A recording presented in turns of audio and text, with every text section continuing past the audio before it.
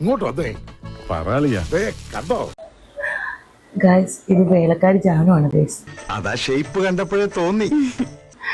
ഇത് കണ്ടോ എന്റെ മാടം ഉണ്ടല്ലോ, എന്റെ കിലയിന്ന് ഭയങ്കര നോട്ടാണ്. ഏതായാലും പടച്ചോനാണ് ഒരു കാര്യം തീർച്ചയാ, നമ്മൾ വിചാരിച്ചോ നല്ല ഊളി ഉണ്ടല്ലേ, എന്നെ വളയ്ക്കാനുള്ള വലിയ പരിപാടിയാണെന്നാ തോന്നുന്നത്. പോക്കാണ് മോനെ. അറിയാമേ പറഞ്ഞല്ലേ പോകാം. എന്തായാലും ഞാൻ ഈ ജോലി നോക്കുന്നുണ്ട് കേട്ടോ. ഈ ജാനു മര്യാദ പണിയെടുക്കുന്നുണ്ട്,